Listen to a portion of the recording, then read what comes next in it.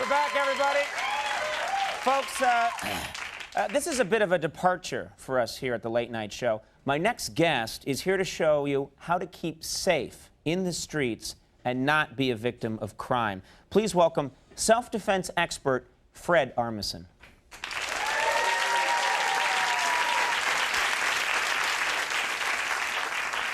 What's up?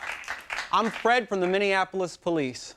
Now I'm here to talk to you about self-defense, keeping safe on the city streets. You don't have to be a victim, okay? Quick show of hands right here in the audience. How many people here carry more than $1 in cash on them at any time?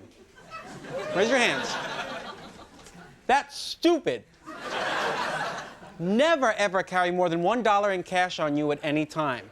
If you're gonna go to the store, you ladies are gonna buy a Magnum PI poster or whatever, get rung up, run to the ATM, get that cash out exactly, and pay it, and you're all set, okay? I don't want you to be a victim. I'm gonna introduce to you my assistant and my assailant. This is John. Now, the first thing you'll notice is he's not black. A lot of people say to me, oh, he's a black guy. Black people do crime. I don't need any of that racism in here. And besides, if you look at the statistics, 9 times out of 10, your attacker is going to be one of those dirty Latinos.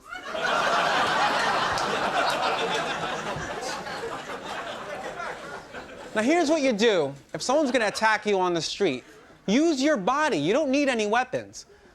Some guy comes at you, you can use your fingers to blind him.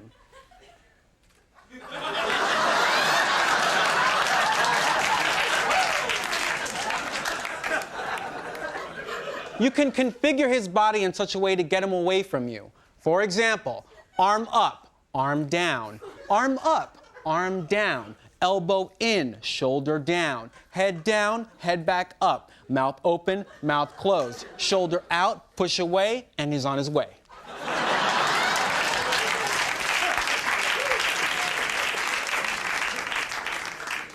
You can clap your hand to deafen the assailant. You people gotta stay aware. I did an experiment today. I walked up 2 fire escapes and I watched 2 different women take showers. They never knew I was there. That's not right. Be aware. Now, John and I, we do this at high schools across the country. Why do I do it? I'll tell you why. A little while ago, my daughter was abducted. She was taken from me, okay? And when that happened, I vowed I would spend the rest of my weekend searching for her.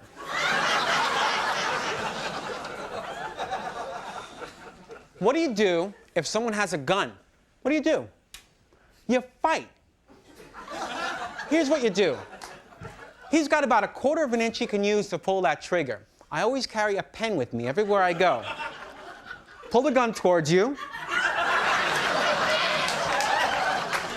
Put the pen right here. You can't pull the trigger. If you don't have a pen, get one from the assailant.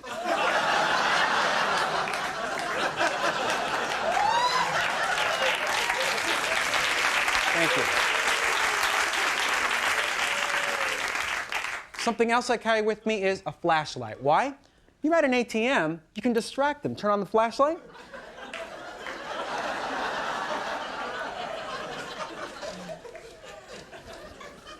When all else fails, you can always use your cell phone. Pretend like you're having a conversation and it'll leave you alone. Give me your money. Give me your money.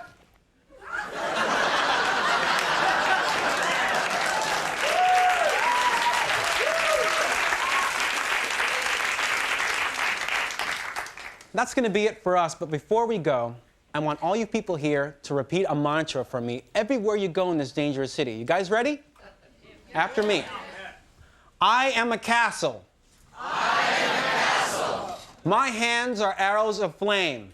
My hands are arrows of flame. You cannot enter the castle until I have brought down the bridge that goes over the moat that encircles the castle until I have seen proper to do so exactly at that hour.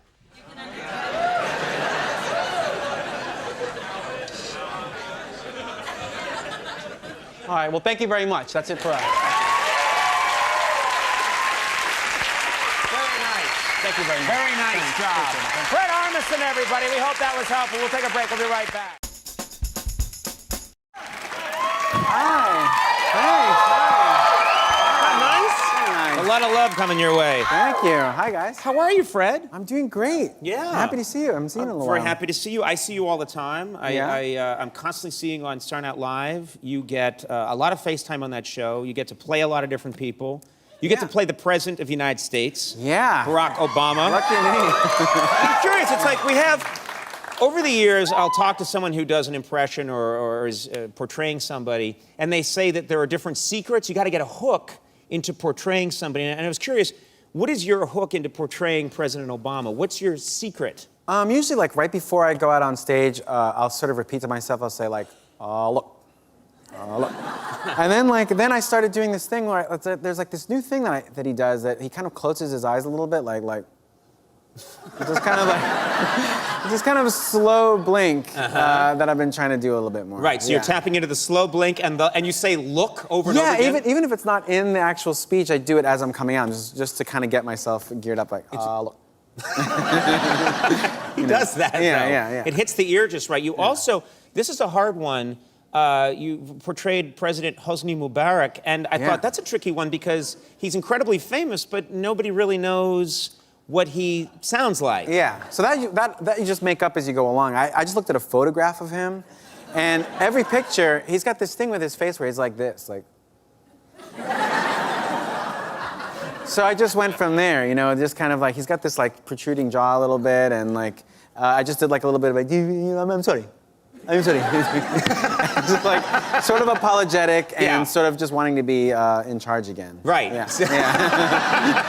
So it may actually have nothing to do with the way he really talks, but I have no idea. It's conveying a real truth in some way. I hope so. Yeah. What about Joy Behar from The View? Oh yeah, Joy. I like watching The View. Thanks. And I noticed that whenever she's sitting there, she kind of picks at her shirt a little bit like this. And then she kind of shrugs a little bit and she's like, so what? Who cares? That's all she, geez, thanks. Yeah, so. That's very good. Now, you have many talents. I've noticed that you have a great creepy stare. Do you think that's fair to say? You have a very good, I've known you for a lot of years, and you have a very good, you use it as a performer, you can use it just around people at a dinner if you're trying to have... Yeah, I never realized it was a creepy stare, but then that little by little it kind of started working for me. And it started when I started doing Gene Simmons a little bit. Gene Simmons from Kiss. Yeah, and there's a thing where he would do it, he'd take off his sunglasses and go like...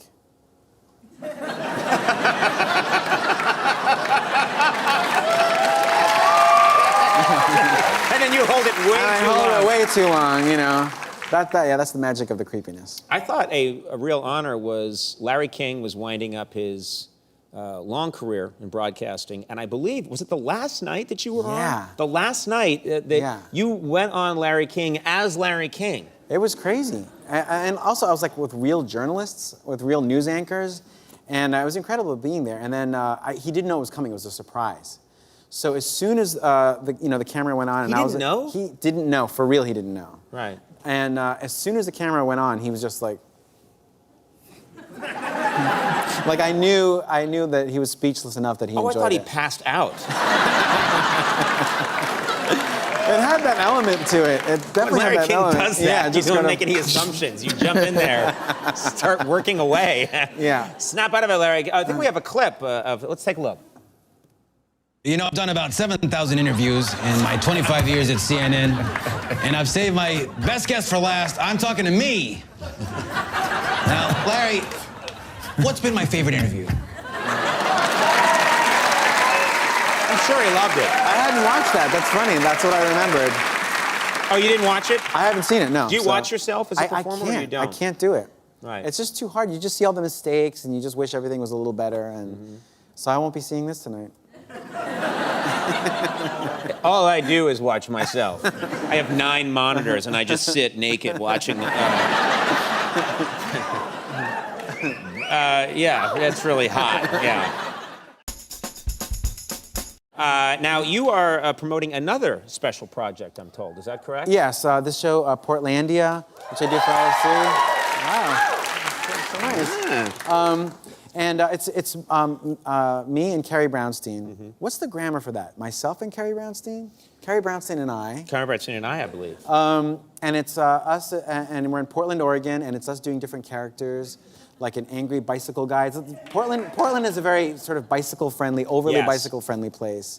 And we did 6 episodes, and it's us as different characters. Okay, we have, I think, a clip here from Portlandia. Anything you need to do to set this up? It's about putting birds on things, because that's like a new thing. It's like shorthand for art. Birds are on everything. Cups, shoes, bags. This is what hipsters are doing, just putting a bird on it. Yeah, yeah. Let's take a look at this clip from Portlandia. Hi, I'm Bryce Shivers. Hi, I'm Lisa Eversman, And we put birds on things. Today we're gonna go to a store on Mississippi Avenue. Nothing has birds on it, but you know what we're gonna do? We're gonna put birds on things. Spruce it up. Make it pretty. Thank you. Put a bird on it! Putting a bird on this teapot. It's a bird. I bet you it's flying all over the beach. What a sad little tote bag. I know, I'll put a bird on it. Did you see this bag before? I didn't. Now there's a bird. It's flying. It's free. How are the people of Portland? Are the people of Portland, are they enjoying this They've portrayal? been so nice about it. Our whole crew is from Portland, and they definitely approved, so we did okay by them. Okay, great. And I understand you brought something that you'd like to show us. I don't know what this is. Yeah, but... I'm promoting something else. Do you remember when they used to sort of release, people would have posters, like Farrah Fawcett had that poster? We were growing up, every big star had a poster. Yes. Farrah Fawcett had a poster, Eric Estrada had a poster. Yeah. Well, I've done the Welcome same. Back Cotter had a poster. Yeah, that's right. Dukes of Horshack had Hazzard one. had a poster, Horshack yeah. had one. So I'm putting out a poster. I'm releasing this. This is going to be in stores. No one's done this in a long time. This is No, cool. I think we have to bring this back. Let's see. Yeah. Let's see.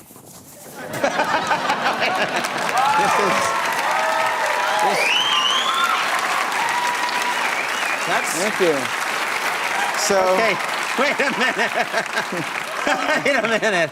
Do you, first of all, is that your car? I don't drive. That's the look of a guy who doesn't drive. I love the look. The face you're giving is perfect. Yeah, it's kind of like it's like a kind of sexiness that's kind of vulnerable. You know what I mean? It's like confident but not overly confident. And where will these be sold, Fred? Every store, wherever You they. can't You know, just say every store. That's what I was told. What if you went into a coffee store? That's what if what I you was went told. into a bank or a sock store? That's what I understand. It's going to be Okay, everywhere. these are available in every store. Forest in a hospital. Now, shouldn't it have your signature and like a message like, Oh. you know, Oh, well, but now that you mention it. oh, look at that. Okay, Let's there do you it. go. You got to write something cool too, like keep on trucking. Okay. What?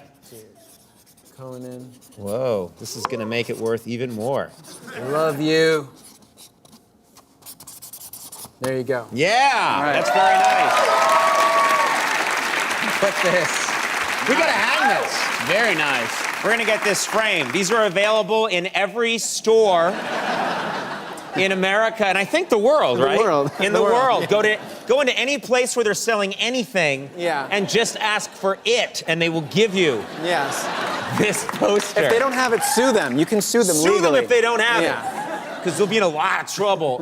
Portlandia, which is very funny, airs Fridays at 10:30 p.m. on IFC. Fred, really nice to see you again. Nice to see you. Great Great, job. thank you. Fred Armisen, will be right back. Portlandia, people really love this show. It's a Yeah. great idea. You're lampooning the people in Portland, Oregon. Yeah. Obviously, and Yeah. it seems like it's a very rich area. There's a lot there that you guys can do. Yeah, everyone's tattooed and all kinds of piercings and a lot of bicycles. Are you big part of your? We see some of it on Portlandia. Of course, it's a big part of your life on Saturday Night Live is impressions. Yeah. And you come up with. I got to give you a hand. You come up with unusual impressions. Yeah. Some people have the stock impressions they do, but yours I think are very creative. I don't know if you're working on anything new. Oh, yeah, thanks. I'm working on an impression right now. It's a decomposing fox, you know, but a time-lapse photography. Did you ever see that when you were in school? That show you like these animals decomposing. It's like it's done over like they shoot a fox that's dead over like 6 weeks. And you see it. Yeah. So I can do it, but I need to lay down for it. Do you mind if I lay down No, on I the don't mind couch? at all. Yeah. All right, Go all right. ahead. So this is a decomposing time-lapse photography fox. Yeah. Here we go. Ready?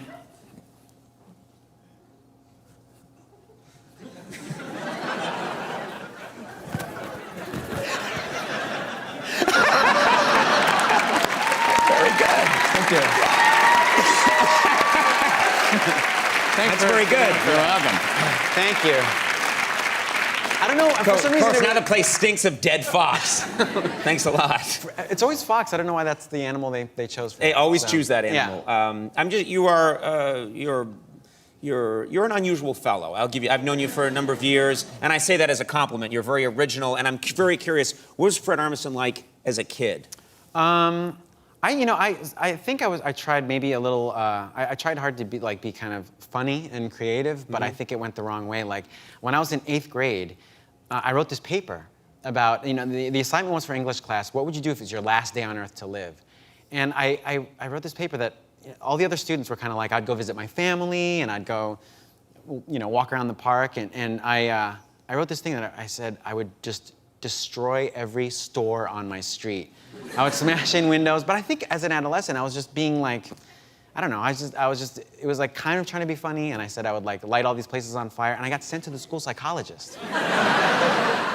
I spent the day at the school. Of course you did, yes. It was so scary, but I was trying to be funny, but it just didn't work out. This is something you brought. This was that you were asked to write a poem? Yes, this is an actual poem that you wrote. We have a photograph of the real poem. And what does it say here? Blood. Dracula sucks blood, and so do I.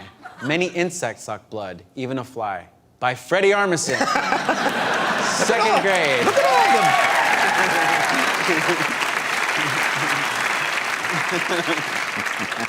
I think that would, also get you sent to the Yeah, school. I guess. This is blood everywhere. Yeah. Well, it's more the ego of your name. Yeah.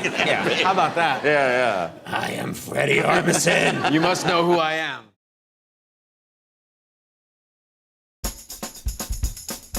You've had so much success in comedy, and I'm told, and this surprised me a little bit, that you're thinking of branching out. I mean, you've Saturday Night Live, Portlandia, people know you, they like you doing comedy. You want to branch out? You want to try something new? Yeah, I just feel like a lot of dramatic actors are starting to do comedy now and films, and I want to be taken seriously as a dramatic actor. I love doing comedy, but just once I want people to know that I am very good at drama and very real. Are you? I don't know. I want to show this to you, okay? All I right. want to show the audience. So what I'm going to do is I'm going to do a scene, but I'm going to need an audience member to play the other person. But you don't have to say any lines. Just be there so I can talk at you, okay? So All right, let's see this. This is going to be a dramatic, wow, this is sort of spur of the moment, dramatic scene. Fred Armisen's How about going you? to You do. seem... Okay, hi, how are you? What's your name? Hi, Shelly. Shelly, nice to meet you. Hi. Why don't you have a seat here? Okay. I'm not going to make fun of you or anything. Okay, please don't. But you don't have... I won't. But you don't have to react in any way. You don't have to say any lines or anything, okay? No, I could use some dramatic lighting, though, of some kind.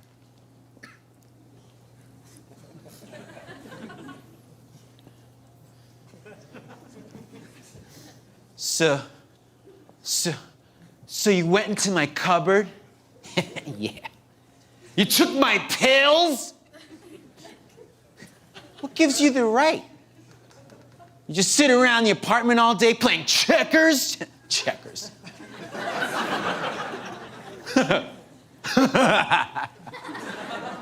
You know, I remember we used to go walking through the park. Yeah. We could laugh at the animals and the leaves. But now, you don't even give me a chance! You don't even give me a chance! Grandma! Thank you very much. Thanks. Thank you. Great job. That was great. Thank you. Thank you. Fred Armisen, I don't know who the grandmother is. You're an unusual fellow. I've known you for a number of years, and I say that as a compliment. You're very original, and I'm very curious. What was Fred Armisen like as a kid? I think I tried maybe a little. I tried hard to be kind of funny and creative, but I think it went the wrong way. Like when I was in 8th grade, I wrote this paper about the assignment was for English class. What would you do if it's your last day on Earth to live? And I wrote this paper that all the other students were kind of like, I'd go visit my family and I'd go, walk around the park, and I wrote this thing that I said I would just destroy every store on my street. I would smash in windows, but I think as an adolescent, I was just being like, I don't know, it was like kind of trying to be funny, and I said I would like light all these places on fire, and I got sent to the school psychologist. I spent the day at the school Of course you did, yes. it was so scary, but I was trying to be funny, but it just didn't work out. This is something you brought. This was that you were asked to write a poem? Yes, this and is second This is an grade. actual poem that you wrote. We have a photograph of the real poem, and what does it say here? Blood. Dracula sucks blood, and so do I. Many insects suck blood, even a fly. By Freddie Armisen. Second grade. Look at all of them.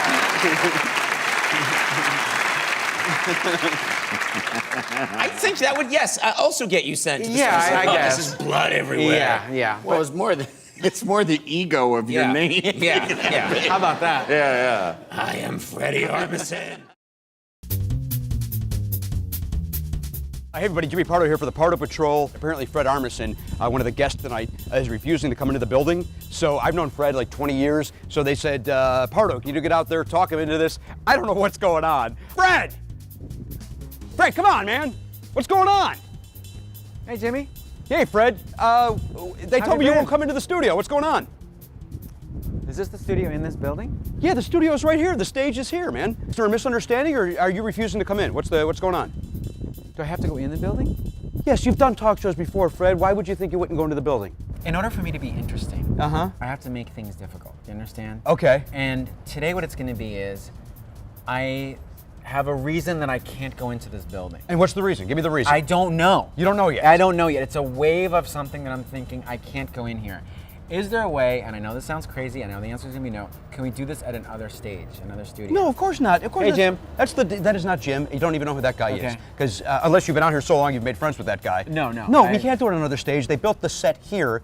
You're from television. You're not a dumb man. What are you talking about? It's not stupidity. It's a request. What, are they supposed to tear this set down and build it somewhere else? No, they can do a new set somewhere else. For That's a you, for Hollywood- Fred Armisen? For You're not anyone. Tom Hanks. Aren't I? You're not Steve Martin. Aren't I? Why is it on stage 15? Well, you have a problem with the number. Sounds like you got a problem with number 15. That's it. What if we said it's stage 51 and the side's backwards? Does that make you comfortable? Yeah.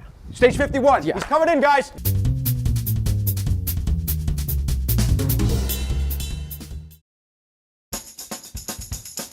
What can you expect from the Portlandia activity book? Well, it's made by the very good people at McSweeney's. Uh-huh. They're an incredible company. Very talented group, Yeah. yeah. And this is kind of a hands-on, kind of a do-it-yourself art book. A do-it-yourself art book. Crowdfunding your baby is one thing you can do. Crowdfunding your baby. Yeah, if you want to open a B&B, Right. it tells you how to do that. This is stuff that, and it also, did you not, part of the inspiration was people in Portland suffer from the fact that, what is it, 364 days a year of rain? Yeah, that's about right. Yes. It's a cloudy place. Yeah, and so you have activities in here for people when it's raining constantly. Yeah, we have one. I brought something along. We have something in there that's conversation starters and conversation stoppers. Okay. So These are conversation starters if you're like a Portland, I'll use the word hipster. Sure. Is that Yeah. cool? If you're a Portland, these are conversation starters. okay, here's a conversation starter. Carrie, you do this one. Okay. So this might sound too forward, but could you foster these disabled cats?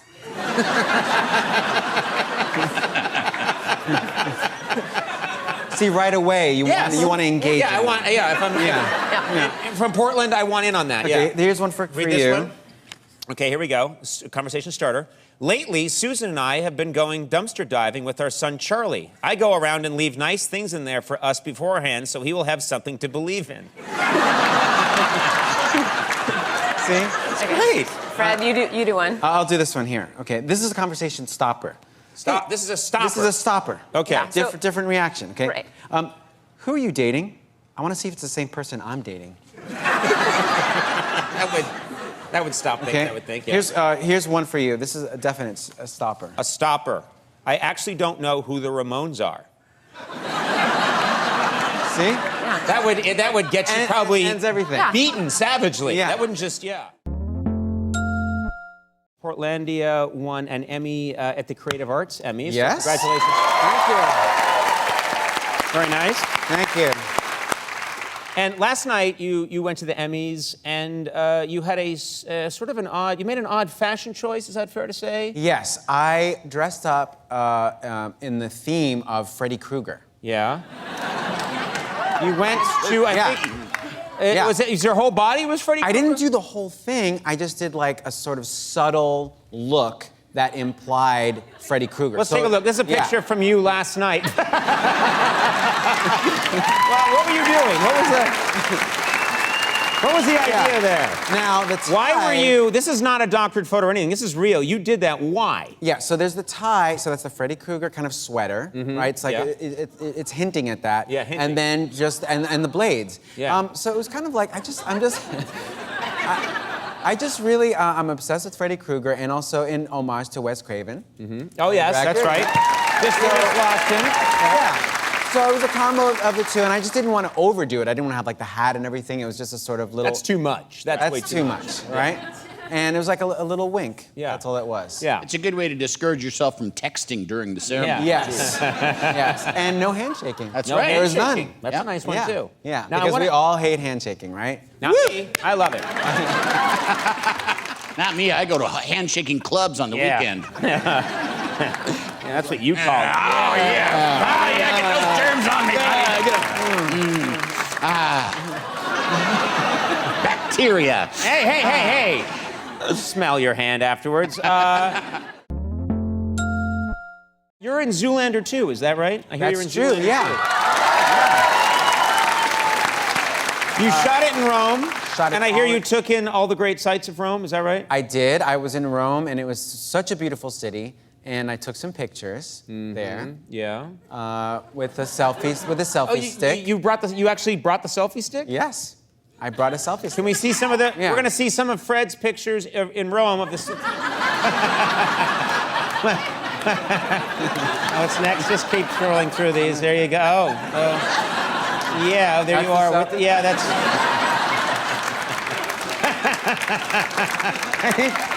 I think you're. Thank you. It was worth I think it. you're missing the point of the selfie stick. It was a good investment. Yeah, glad you're enjoying it. Is this true that you once got to meet the great Steve Jobs? That he's a fan of yours? I did. I used to do Steve Jobs on Saturday Night Live. Right. And what was your impression? My impression was like he was so into numbers. So like he would do these like talks where he would just like walk around and he'd just be like, there are 50 million downloads a day. 50 million downloads. And then, thank you. Yeah. And then it was hypnotizing. I loved it. Right. It was like watching a show. And then I did this sketch where he introduced the iPod Invisa, which is this tiny. Yeah. It's like, it's invisible. Right. Right? Like just went between your fingertips. Yeah. So I got to meet him. They opened this store in New York City, and it was like meeting the Pope. It was So like, they contacted you and said, Mr. Jobs wants to meet you? Yes, and so I'm just waiting there, and they were like, he's going to be here in 15 minutes. He'll be here in 10 minutes. And then finally he showed up, and he did this. He did the Invisa to me. Couldn't believe it. Cool. So then we took a picture, but he was a little sort of nervous about it, and I was like, don't worry, I will never show this anywhere. I'm not going to post it anywhere. So I have this picture of me with him. He's smiling, and I'm doing this. Yeah.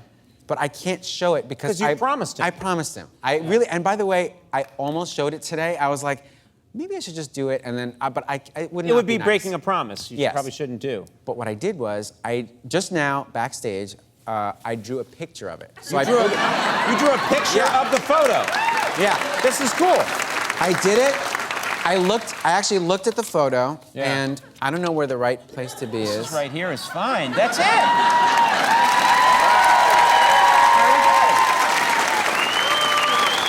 Very good. It's right there. And he was smiling. So let's just, should we auction that off?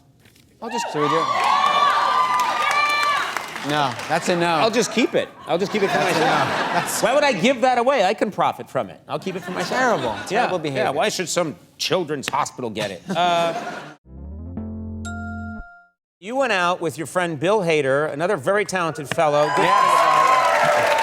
And you came up with a series called Documentary Now. Yes. That you guys, and I believe Seth Meyers is involved as well. He writes on it. Yeah, yes. writes on it. Creator and, of it. Yeah. Yeah, and very talented fellow as well. So it's the, and I started watching the show, and I'm a big fan of documentaries, and just was immediately blown away by how well you capture these different genres of documentary. You do such a great job. Oh, thanks. Yeah, it's Thank you really very much. funny, and you clearly put tons and tons of work into this show. Yeah. And I'm guessing that you and Bill are just on the set for hours and hours and hours at a time. Yeah, we shot a lot of it here in Los Angeles, and one bit that we have, which by the way, I'm gonna warn you, is not tremendously funny.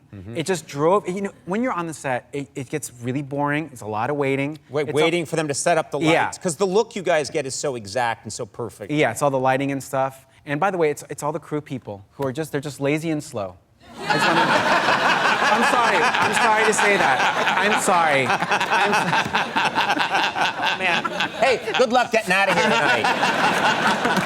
No, but so we did this bit. I don't know what it comes from. It started This happening. is you and Bill not doing it as characters. This is you as guys just killing time on the set. In between takes, we did Obama coming to Los Angeles and making speeches about all the stuff he's done, and all the stuff is just really tiny little LA things. Like he's like, today, I went to Amoeba Records, and I watched Cat Power do half a set, and she walked off. Went to Largo, and that's it. That's the whole, it's just. But I could see you and Bill. It went forever. I could see you and Bill trading off doing that for maybe 7 hours straight and pissing off everybody around you. Everybody was openly disappointed at it. And, you know, went to Pink's Hot Dogs, waited in line. Thank you very much. Thank you. Yeah. I like it. You, in addition to being a fine actor, writer, you're a terrific drummer. You're a very good musician. He's a very good drummer. Thanks. And I'm told, you don't have to applaud that, just take it from my word for it. You say it's an easy instrument to fake. Do you think that's true? I've heard you say before that you think it's good you can fake being a drummer. Yes, you can fake it, but all you have to do for being a fake drummer is just look straight ahead like this and just committed to one spot. That's all you have to do. That's all you have to do. It's all about that. It's just that intense commitment. Find a spot. Just find a spot. You're hypnotized. Watch any band. I promise you. I watch any band. The other thing I noticed is that jazz drumming, it does not exist. Meaning, like, you just can't. The thing about jazz drummers is they never play. They just sort of kind of noodle around, and they get away with saying they're drummers. Can I show you really quickly? I want to see this. All right.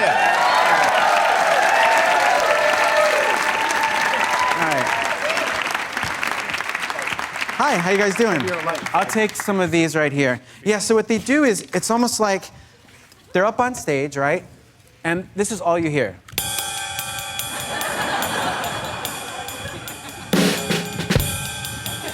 And that's it. That's all jazz drumming is.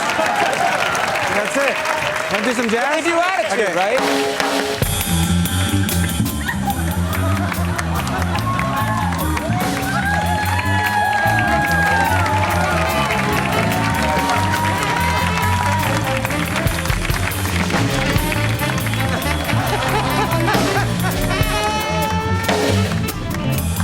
That's it. Thank you. You're hired. All right, season 2 of Documentary Now premieres this September on IFC. You're going to play us out, aren't you, Fred? Yeah, of course. Fred Armisen. We'll be right back with the host of Not Safe with Nikki Glaser. Nikki Glaser, take it away.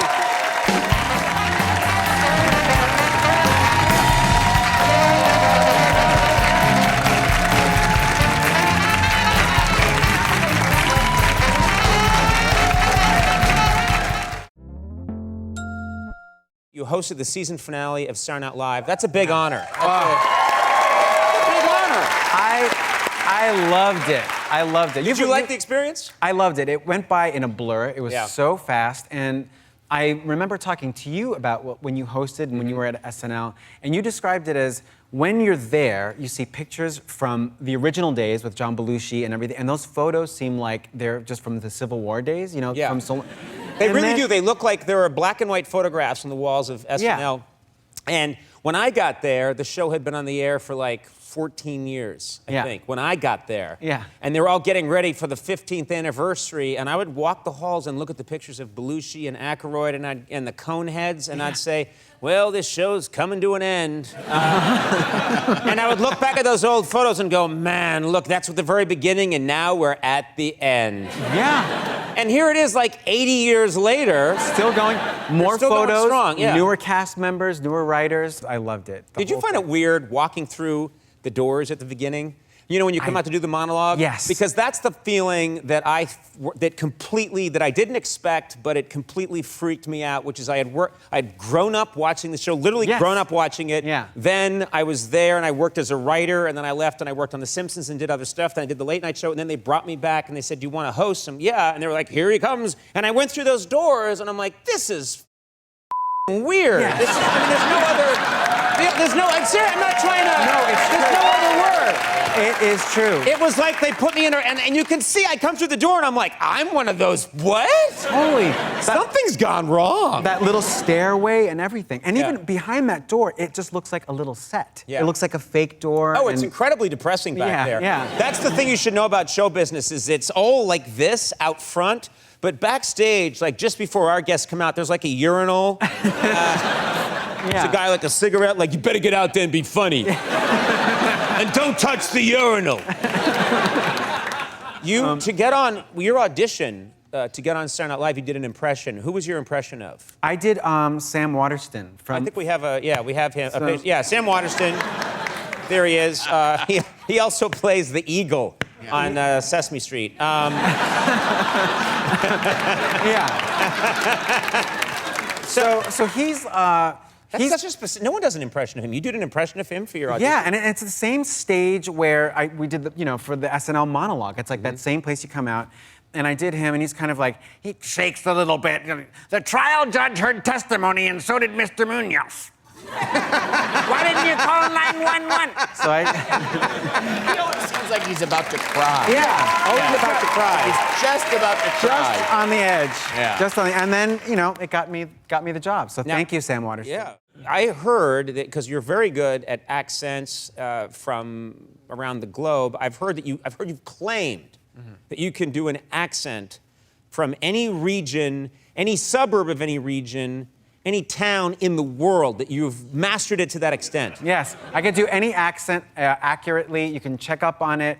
Any small part of a town, any big city, whatever you want, I can do it all. United States, around the world, any of them. Okay, now I'm going to tell them I have this. I assure you, we have not talked about this at all. You don't know what's coming. I have a list here, Okay, and I'm okay. just going to try them out on you, and let's see if he can really do it. He has no idea. I really don't know these. He really does not know these. Okay, here we go. Minsk. Then Russia, Minsk. Minsk is very tight Russia. They struggle with the English. So Minsk, spasiba.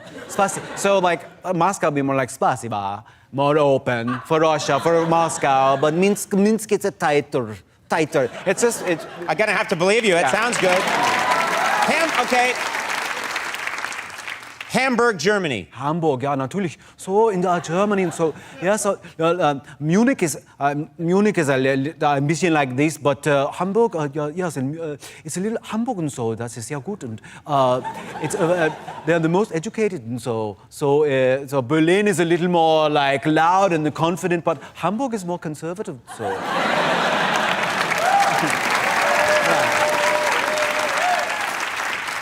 Fargo, North Dakota. Fargo. Yeah, Fargo. It's not like you think it is. It's not, because it's not like the show and it's not like the movies you've seen. But there is something it's a little faster than you think.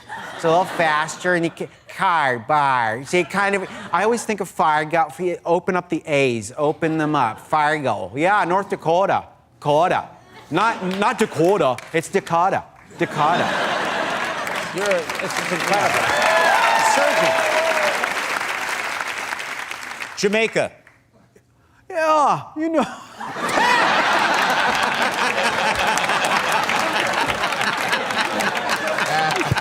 What the hell was that? I can't. It's gonna come off so terrible. Come on. Jerk chicken. Yeah, jerk. Don't. I can't. What? All right. I got him. I got him. We found his weakness. He's human. It's all bullshit. It's all bullshit. We'll take a break. Jamaica. More with this fraud, Fred Armisen. Come on.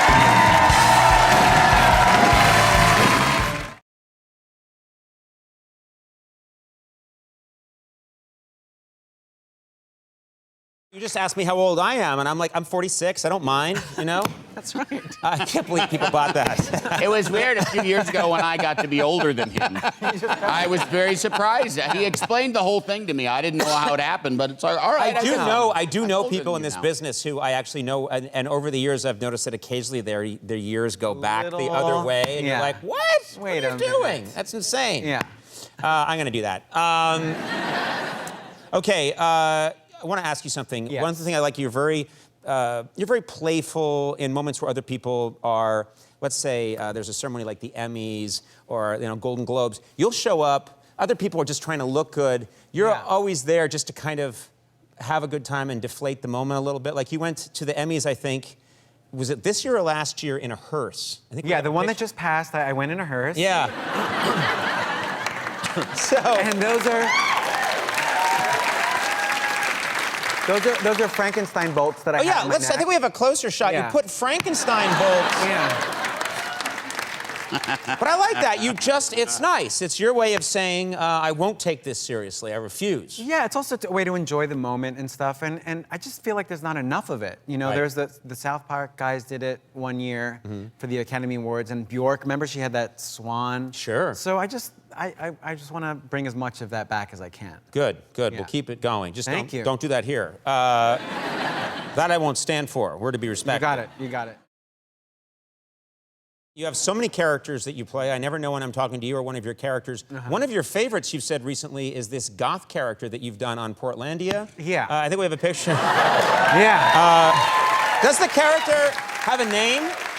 That's Vince. That's Vince, okay. Yeah, and he's just sort of like, he's very normal, but he just looks that way. So this season, we go to Bed Bath & Beyond and just go shopping. You know when you go there and things just keep adding up and you try to get the cool thing, but it's still just Bed Bath & Beyond. Now, you've said, of all the characters you do, you said in an interview that the goth character, Vince, is kind of the one that's closest to you That's in the real one that's life? most like me, yeah. Why would is say. that?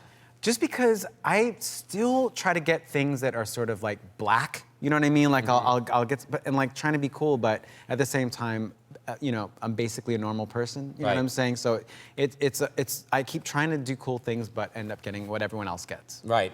Except these glasses. I think these glasses are. I don't think I've seen these before. These are amazing. Yeah, these are made by Mark Mothersbaugh, you know the singer from Devo? Yeah. Yeah. So Look at that. Get in close. Get in close on those glasses.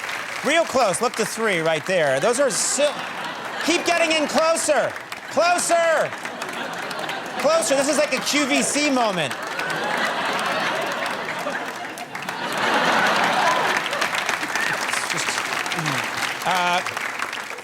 Portlandia, this is exciting. Our own Andy Richter, who I believe is on an upcoming episode. Yeah, Andy was a guest. That's true. And what does Andy... This really happened. There was an actor on our show who said, I just went to this big company and I was hired to get fired over and over again by different employees being trained to fire people. Oh, and this person, so it was to train people how to fire someone, but they needed someone to fire. Yes. That's cool. So over and over again, and right there we were like, oh, there's our next sketch. Right. So Andy played that person. Yes. Yeah. I get fired. Yeah. I love that. You just popped to mind. Yeah. You just turned 50. Yeah. Which is really hard to believe. Yeah. You're such a youthful guy. And I'm remembering now that you appeared on our show as a stand-up like 16 years ago. Yeah. On the late night show. Yeah, like 2000, 2001. And it was the first time I was ever on TV, was on your show. And I remember the first commercial break, the first thing you said to me was like, how old are you? I remember thinking you were very young. Yeah. Yeah. Extremely young. Yeah. Which you were. You were a young guy, you know? You still Yeah. are. But I have a picture from it, because this really takes me back.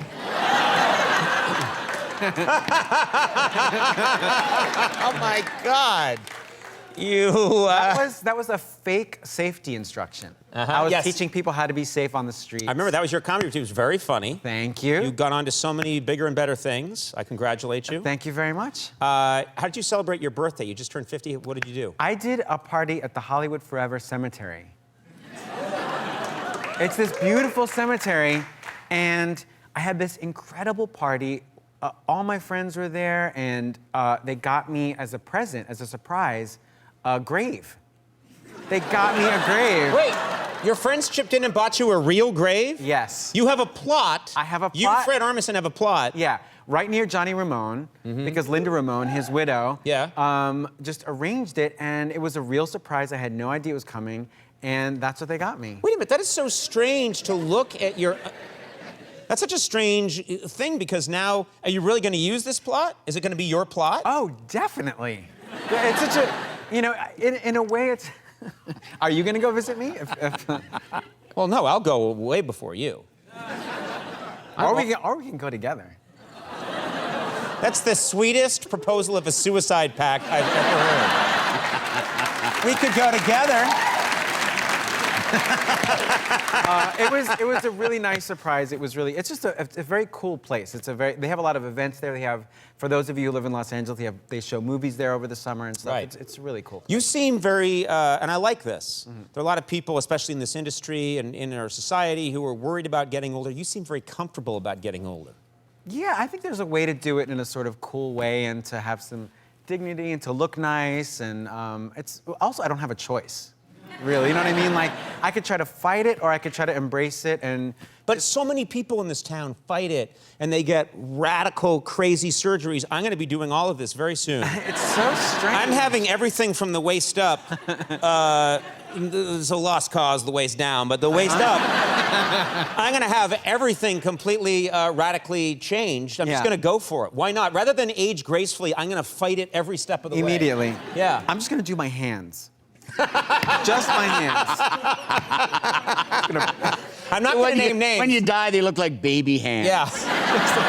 They're so young. I'm not going to name names, but it is something I've noticed over the years. You probably noticed it too, Andy, where people come on the show and it's people who have had all this work done and they look, but your hands give you away. Yes. And they don't, and there's nothing you can do about that. Right. So I'll be talking to them and they'll look like they're about 25 years old and then they'll go like this. But anyway, and I'll go, "Ah!" Looks like they're being strangled by a zombie. You're on Netflix, and Netflix is becoming, they've got so many shows now. Are you getting to know the other Netflix talent? Are you guys starting to mingle? How does it work? When You know, I know this is an anecdote, but I'm ready for it. I know that what you want to talk about is... Nothing's been pre-planned No, at all. no. This is a recipe. This. Well... Peach cobbler. We are about to stir it up. And so the situation you're talking about, Conan, I don't know what you're talking about. I asked a simple question. Do you mix it up with the other people at Netflix? Yes, I go to Netflix mixers. And now I'm talking like you. I go to And I don't know why. Netflix mixers all the time. And so this one was in Brazil. A nice Brazil? A nice Man, Brazilian... this is not like Turner. Turner doesn't send us. They don't send we us get to go Brazil. to like Indianapolis. Yeah. First of all, this is an unprepared sidebar. Yeah. But these Brazilian kids are crazy for this word Velcro. Do you know what this is? What? I know what Velcro is. Yeah, I think it's like, imagine Velcro, but sexual? What? Do you know what I mean? This is a thing in Brazil? Now, how does really. Velcro become sexual? I don't know, but anyway, the kids love Velcro. They're constantly sending me messages like, do you want a Velcro? You want a Velcro? And they're like, all those laughing face emojis. Like, Right, the right, funniest right. thing. Does Anyway. anybody know how Velcro is a I sexual have an term? idea, but I don't think I can Well, say. the only thing I can picture is the way you separate Velcro and it kind of sticks, but like with your privates. You know what I mean? Yeah, I'm doing I a feel great like job. that's something I'm feeling like I'm talking to a sailor. They stick, you know what I'm saying? I'm saying. Listen, I just had my 75th birthday last week. What do I care, you know? So, Anyway, Anywho's. we're at this Brazilian Netflix mixer, and it's me, Uzo Aduba, Samira Wiley. This is, you know, we're having a great time. We're there for the Pride Parade. Great. And there's other characters there from Sense8, now defunct. Sense8, great show. Daredevil, the blind show. Yeah. And The blind show. Yeah, that's the main thing about that show. Yeah. The blind show. You know, he has no superpowers. He's just, he's sight impaired. Yeah, it's a whole show about a guy. Anyway, one thing leads to another, and how about we get to know each other? You know what I mean? What are you talking about? Like a Netflix mixer orgy was the suggestion. Wait, who suggested you guys have an orgy? I don't recall. Okay, Jeff Sessions. But I don't. But the recall. idea was that, okay, you're there at a Netflix mixer in Brazil, and someone says, hey, we're all in the same, affiliated with the same company. We could get it on together. Right. You know, Netflix, Dump all the cast together and make a gumbo, right? Yeah.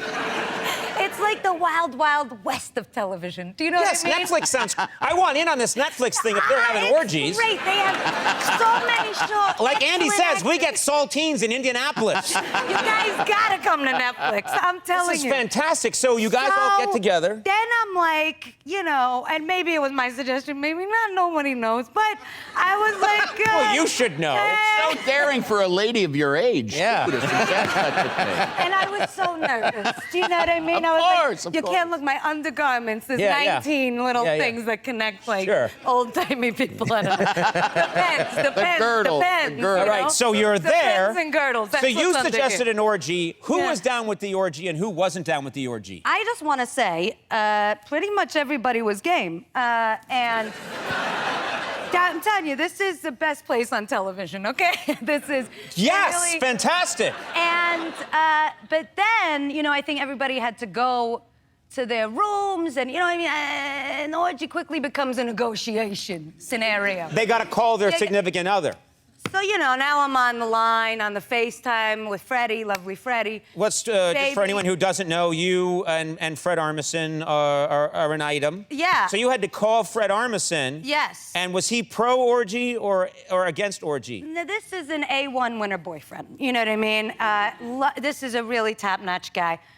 I love you. You know, you will do what you need to do. You know what I mean? Do what you need to do.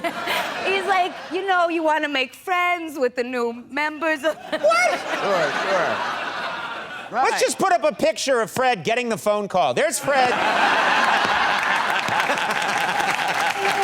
There's Fred getting the phone call. That's my baby. What do you mean, do what you gotta do? He's a great... You know he's a genius. I mean, that Yes, guy... no. I love Fred, Listen, but I don't think that's the correct response for when you call. I agree. One thing leads to another. Now I'm distracted, bits.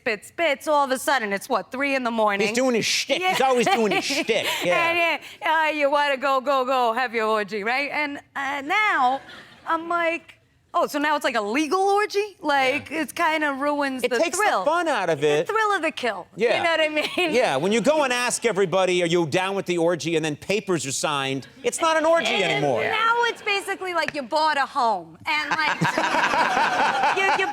you went in on a real estate deal as an investment. Agents want 10% of Yeah, everything. You know what else it's like? Forget It's it. like a timeshare. You Yes. you didn't get an orgy, you got a timeshare. Not good. And so then I was like, maybe I don't want to have the orgy.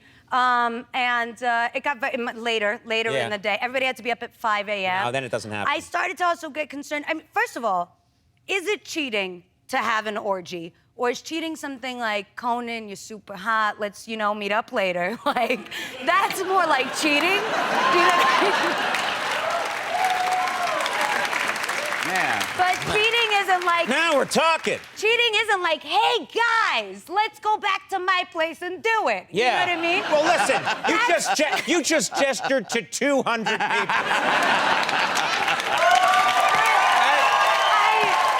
I No. think... Now time out. I don't want to get naked in front of all of them. That was how I felt. I have body shame. That was how I felt. But if it's just you and me and it's dark and we both want to go. And I think this was also Fred's point, was like, that's not even really a thing. That's not like, you know, that's more like a crazy slumber party or something. Like a pickup basketball game. Yeah. It's not very intimate. It's not a pickup basketball game. I don't remember who said that, but listen, I wish we had more time. They're telling me we're out of time because that's a we are. nightmare. No, listen to me. Listen to me. Fine. Listen to me. Yeah. Listen to me. I'm gonna be dead in like 3 years. Listen to me. Yeah. Listen to me. Yes, sir. I want this to be the last thing your 85-year-old ears ever hear. Thank you. You've got to get Speak up. Get Andy and I in on the Netflix orgy. We no want problem. in because this is coming off, and then these is worth. Get us in on it. I want in on it. Yeah. You went to London? Yes, I went to London recently, and I had a moment that was it was more sort of an old man moment that was a surprise to me, which was this. I was there, and I had to meet someone for dinner, and I was going to take like an Uber or a cab or whatever. But then, I've been to London many times. You know, I just travel a lot. But I've been there just since I was in my 20s, and I've gone there a lot. And I used to always take the bus, and I was like, I'm going to do that again because I have these coins. I've got these 4-pound coins. You know, I love the feeling of a pound coin. They feel really good. Yeah, that's how it should be. I just love it. And I was like, oh, this is enough to get on the bus. So the bus comes, right? It was going to be a quick ride. I think this is enough. And I walked on, and I looked at the driver, and I put my palm out like this with the money. And of course, they don't take coins anymore. It's like sensors, you know. It's like you need to have a card or something. Yeah. They don't even have coin slots. Yeah. So in that moment, I was an old guy holding coins. And help me. And he just shook his head no, and I left. But as soon as I got off that bus, I was like, I'm going to tell this story on Conan. I was like, this is perfect for Conan. That's good. That's what those moments are for. You know, and it is such a great old man moment of just having coins and no one wants them. No. They're useless to you. Useless. There was no sympathy. It was just like, off you Get go. off the bus. Is that what he said? Yeah. Get off the bus. That's what you want here. Get off, yeah. Thank you. I liked yours better. No, they're both good. We hung out for years together when I was doing the late night show, and you were on Saturday Night Live. We would see each other all the time in New York City. Yeah. I haven't talked to you as much since you've come out to LA. Do you like it out here? I love it. I love Los Angeles so much, I can't get enough. Because a lot of New Yorkers, when they first get here, they spend a lot of time complaining, you know, about where's the subway? There is a subway, actually. Where's the Statue of Liberty? I don't see it, you know? Get me a bagel, you know? And where's the urine smell? Where the we got our own urine smell here. We don't need. Right. But I mean, you're liking it? I love it. I love every moment that I'm here. I love driving around. Driving around? Nobody likes driving around Love here. it. Because driving is like, it's very solitary. You can listen to music. You got your own space. I even like sort of driving over like the little hills and stuff and the twinkling lights and the studios. Where are you living, by the way? What fairy tale land have you found? There's no. I'm driving around LA, and I don't. You're not. There aren't like little. What's in Twinkle Twinkle and Star and You're not. You're not looking. You're not looking deeply. And look at this. Look. It is pretty beautiful. Look at that. Yeah, it's gorgeous. Beautiful. Wow. Wow. Look at it. Look at that. All Very right. consistent, too. Yeah. Very consistent. Yeah. Yeah. The weather is exactly like that every night. Every night. Every night, the same goddamn thing. So you like it. I'm glad that you like it here. I love it. I love it. Yeah. Okay. I love it. I hate leaving. That's how much I love it. What? I hate leaving. If I have to go to the airport and leave Los Angeles, I hate it. Right. Sorry. That's like the best. I mean, you should do like an ad for LA, don't you think? Fred Armisen hates leaving it. Could we monetize this segment? No. Oh. No. We've not figured out a way to monetize any of this. You could live here, you know. Yeah, why don't you just live here? I do live here. Yeah. No. Live here in the studio. Oh, in the studio? Yeah.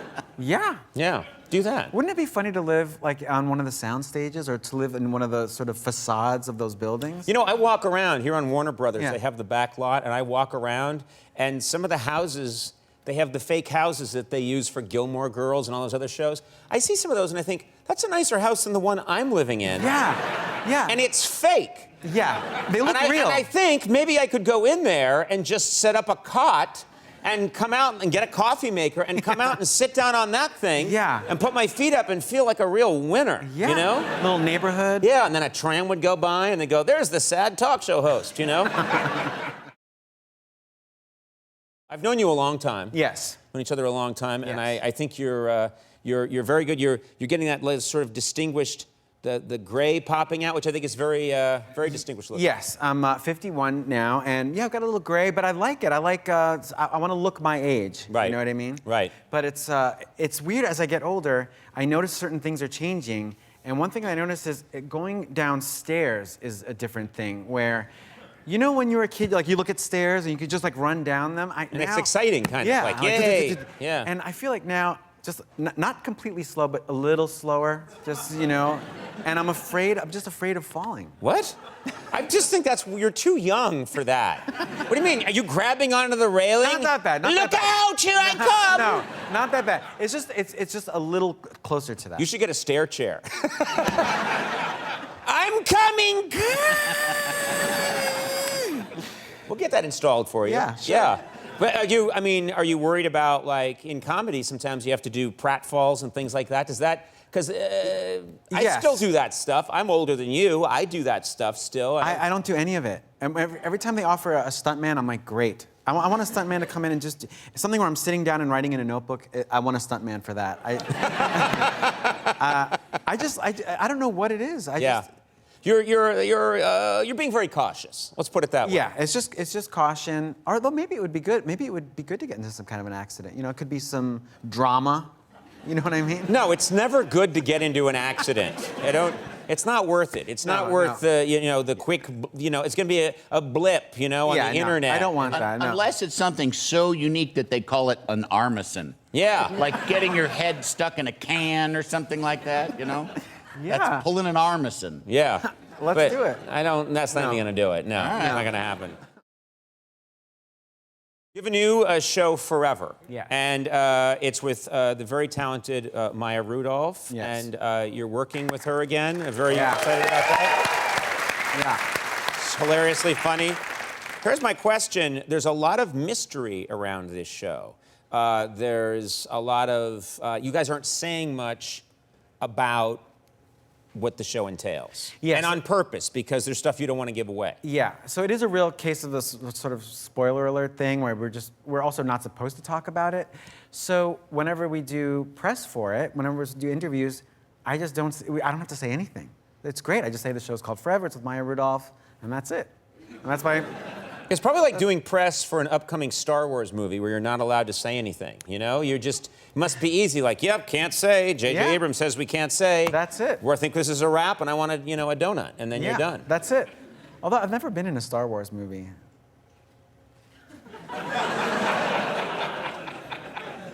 You have the sympathy of a nation. We're going to show a clip. Can you tell us anything about the clip? Oh yeah, so I'm asking you guys not to look at the clip. Just for this moment. Sound too. Just turn away. When we come back, let's not discuss it. Okay. So we're just going to show the clip, and we will say nothing about it. Yes. Anyway, it's from our show called Forever. It's with Maya Rudolph, and we're on a You're ski going trip. over stuff that we established already. Yeah, that's as far as I can go. That's as far as you can go. All right, let's take a look at this clip from Forever. I think my contact lens fell out. Oh, no. Really? It's not in there. I'm not used to these things, Can't have gone far. Shoot. Right around here. I'll find it. No. Let me. I'll look for it. Ugh. It's so wet down here. Disgusting. Oh, wait. Is this it? Ah. Is it a fingernail? Ew. Well, it's a boot rental place, so it's probably a toenail. Oh. Wait, hold on. What? I think I actually feel it in there. Yeah, it's stuck up under the lid. No questions. I just deduced the whole arc of the show from that. I know exactly what's going to happen. Forever is now streaming on Amazon Prime Video. Fred, come live here anytime you want. Seriously, in this studio. We'd love to have you. Thank you. Right there. Right back there. You went to the Emmys, and everybody goes to the Emmys. They just put on their tux and they go, especially the guys, and it's boring. Yes. Okay? Agreed. And you, every year, have tried to do something interesting. A bunch of years ago, I think, check out this still right here, you went as Freddy Krueger, okay? Well, it's like a dressed up Freddy Krueger, so it's not the complete outfit. The tie is like his sweater, and then just the hand. Right. So it's a formal Freddy Krueger. And then, I don't know if this was last year, I think you went as Frankenstein, and you just put... Just the bolts. Just the bolts. Just the bolts. And then my suit was a little short. Like I had the sleeves come up like this, and the pants were high. So These are really subtle monsters you're doing. Yes, subtle monsters. Subtle. These are monsters with just a little, like, look what you did this year. This intrigued me. This is the subtlest. This is subtle Dracula, and the, it's, you know, his, like, he has a medallion. So this is the tie. It's just implied there. Yeah. Yeah. These are the least frightening monsters I've ever seen. 'Cause these are monsters that, you know, they're hanging out. You see them at the mall, and they're fine. Yes, they're at an event. They don't want to, you know, draw too much attention. They're just there to say hello. You did a very funny stand-up special where you just, it was made, because you are a musician, you're a drummer. Yes. And you made a stand-up special that was specifically for drummers. Yeah. And it was filled with jokes and observations that drummers would appreciate. Yes. Hey, it was... James Wormworth loved it. He loved every second of it. Yeah, I did this stand-up special that was just, every joke was about drum equipment and drum hardware. I'll give you an example. Yeah, I was wondering why this was back here. I didn't know. I'll do this gracefully. I don't want to. Okay.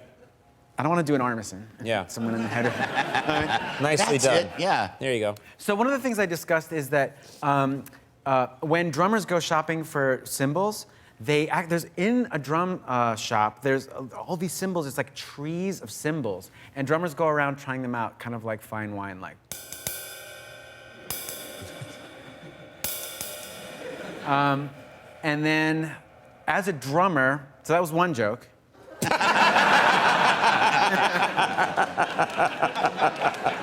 He loves it. He loves it. Look at him.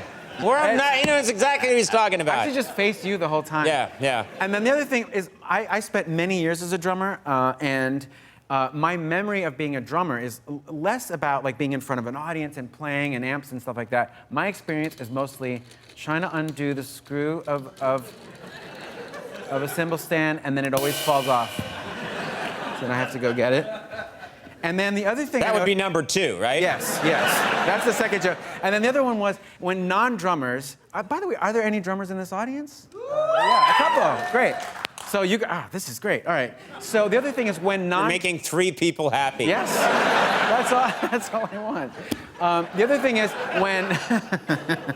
whenever non-drummers try to help you on...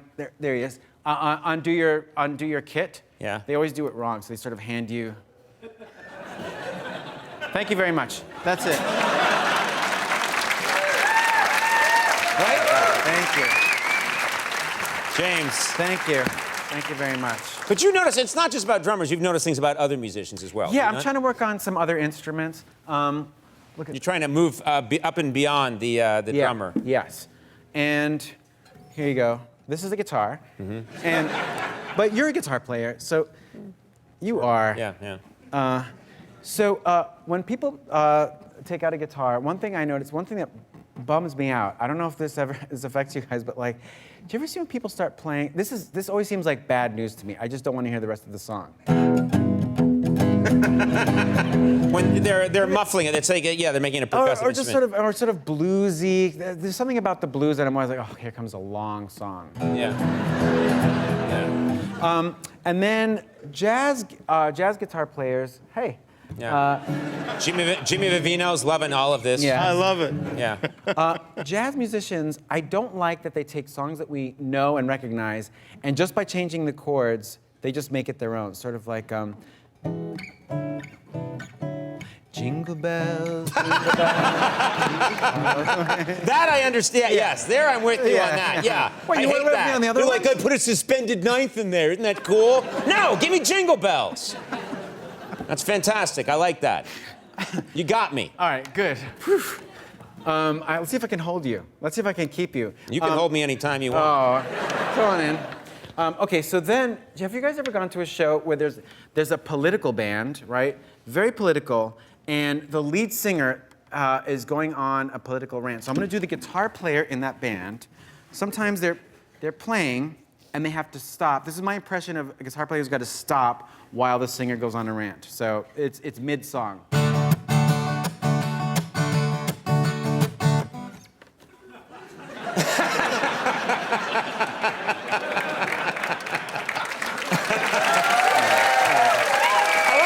That's it.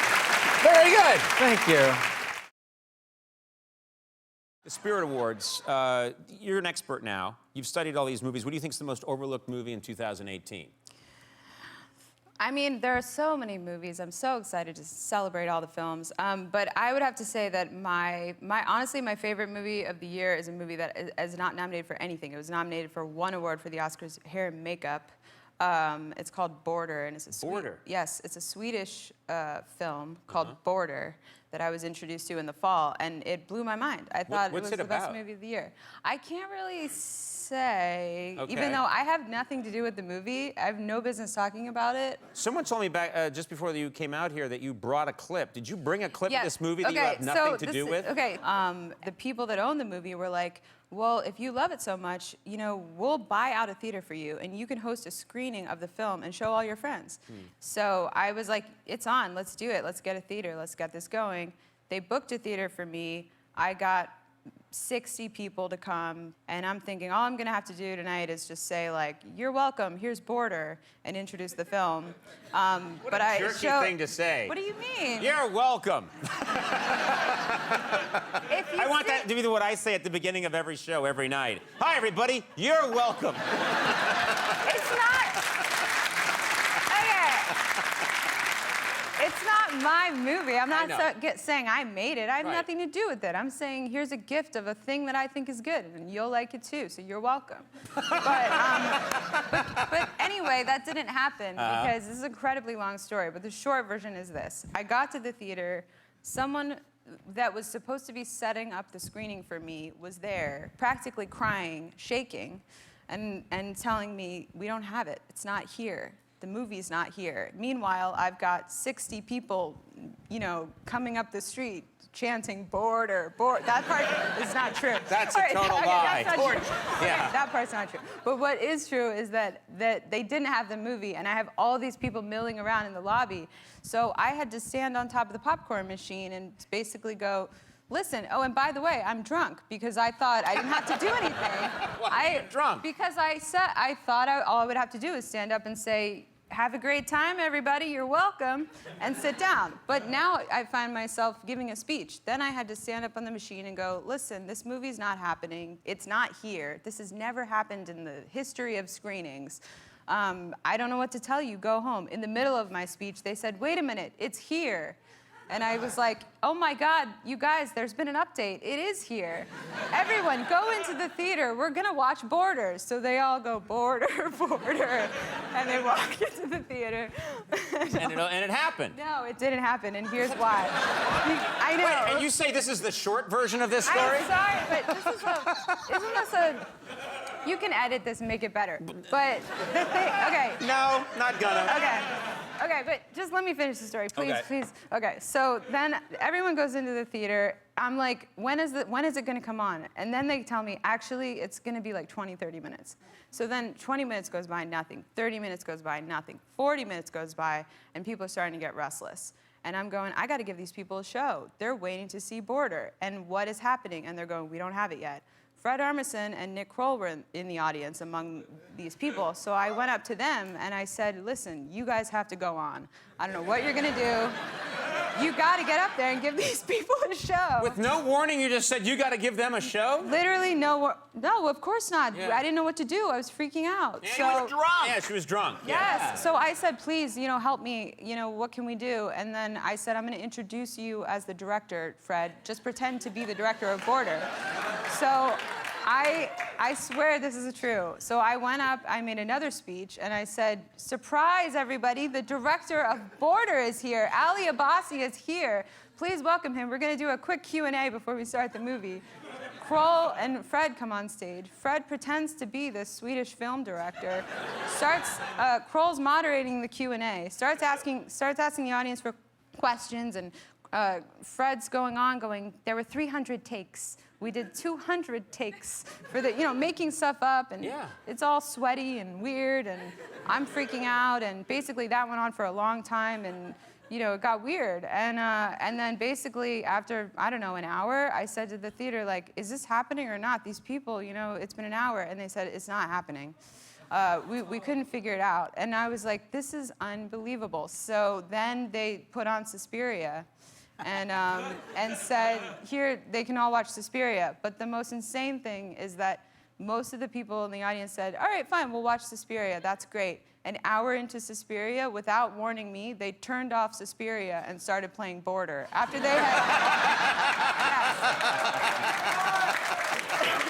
What a freak show! I know! Anyway, it was crazy, but you guys gotta see this movie. I have nothing to do with it. Didn't you bring a clip? Roll the clip. From Border. Titta. Polisen är inte att leka med.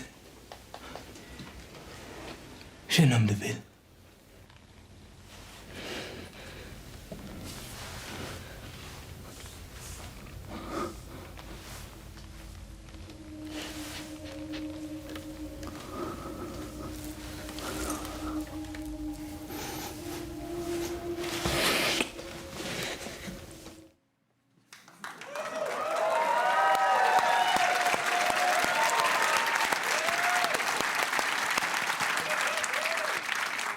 Now can we see a clip from Suspiria?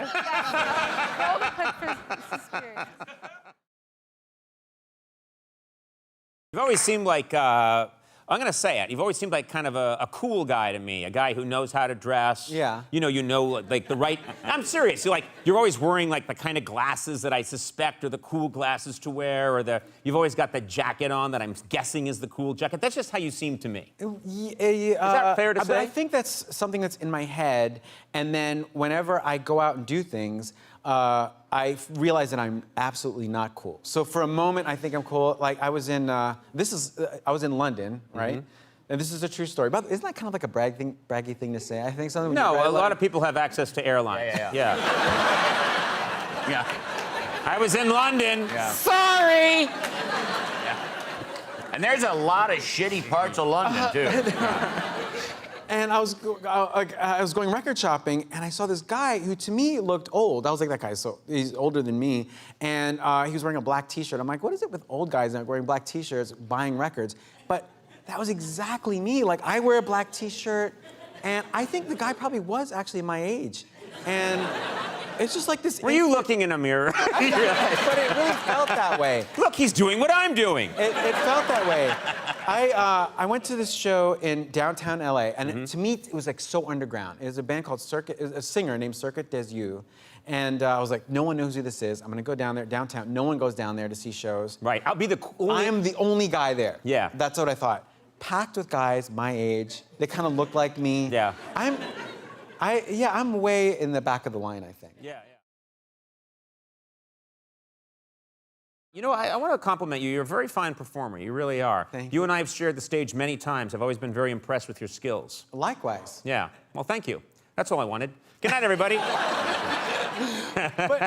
But you do. You have a very wide range of different kinds of talents. You do very good accents.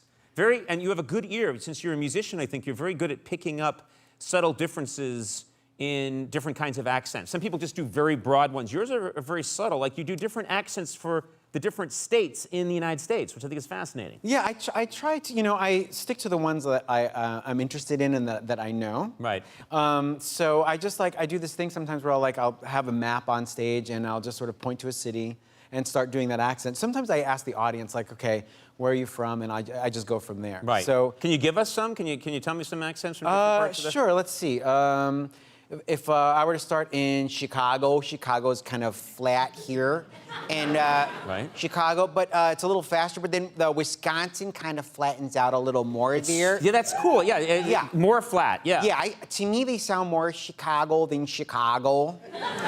And then Minneapolis starts to kind of go in here a little bit, almost Canadian. Yeah. And oh yeah, and then through Montana, it starts to. There's a sort of they put a Y in some of the vowels. Or Montana, and then going west, and then Seattle is a very presentational accent. Seattle is very.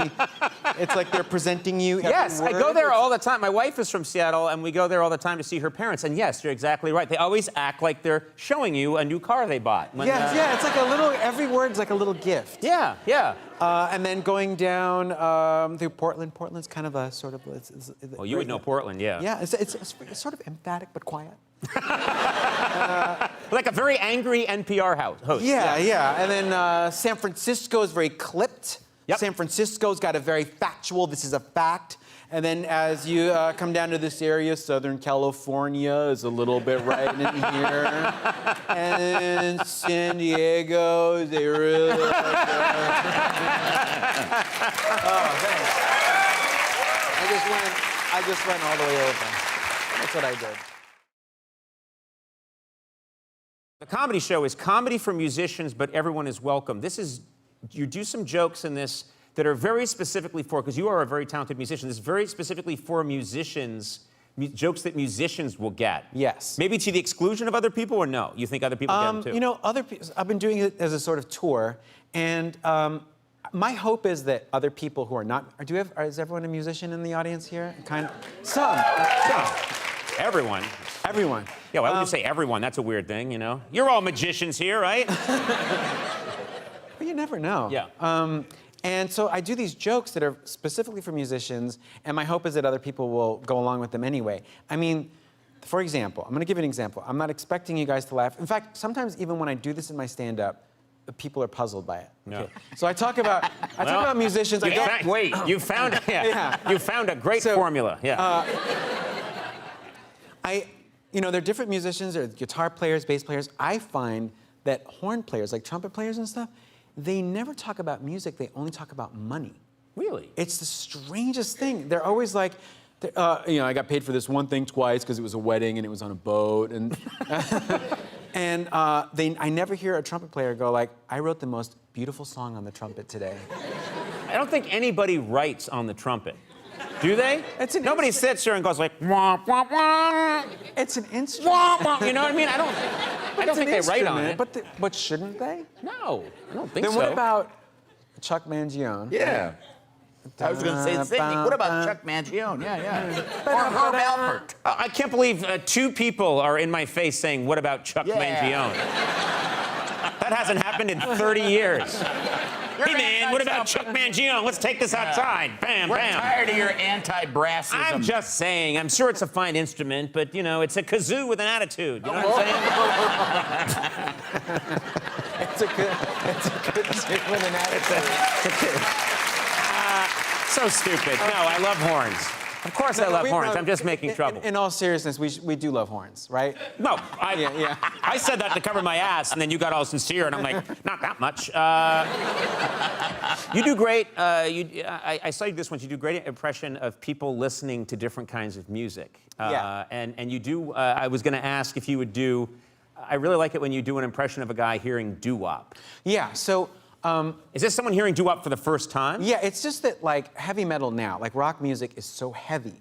It gets heavier and more dense as time goes on. So by that logic, if you go back in time to the 50s, there was a time where doo-wop music was like the heaviest thing you could ever hear. Yeah, it was it was like blew people's minds. It was insane. Yeah. So I like to do my impression of a guy going to a doo-wop show in the 50s, and is so into it because it's the heaviest thing he's ever heard. So I have to stand for it. Okay. Maybe I'll stand right here. How's this? What a bold choice. All right, all right. So, I don't want to block Andy, though. All right, No, don't block so me. Go ahead. this is I'll put the band up there. The band is playing up there. This is a guy watching a doo-wop show. Hit it anytime. Oh,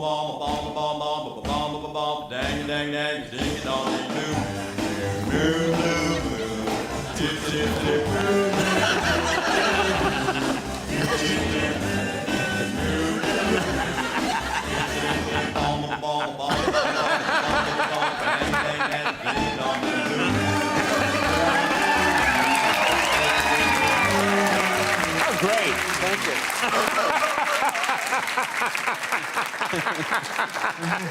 That guy didn't sleep for 3 weeks after that experience. He talked about it for weeks.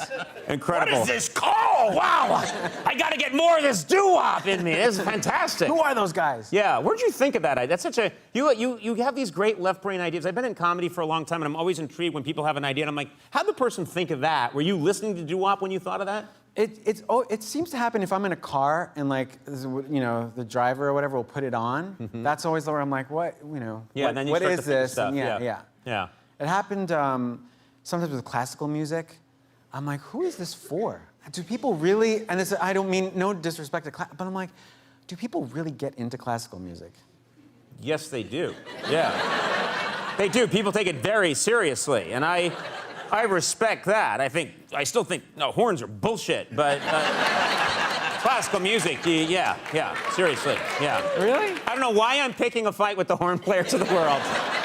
I have no skin in that game, but yeah, people do really get, people care a lot. There's so many lulls. Like it'll just go, and it just disappears into something. It's the spaces between the notes that are beautiful.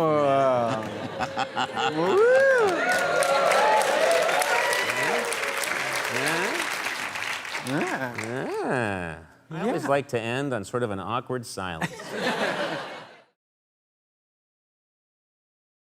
Lovely Natasha Lyonne. Yeah. Your other half, your better half, Yeah. some would say. And people say that. It's an expression, better half. Yeah. I wasn't putting you down, but she's amazing. No, that's okay. You're fine, but she's incredible. Anyway, it's very interesting to me because you guys are an interesting couple. She seems like your polar opposite. She really does. Do you know what I mean? You seem very together and kind of quieter and sort of more tightly packed, and she's a very broad, expansive, and she could be loud, She's loud, and when we have a Scorsese movie in one woman. Yeah, exactly. Yeah, absolutely. She is. Yeah, you get the whole thing. It's 3 hours and 20 minutes, and exactly. 1970s New York. Yeah.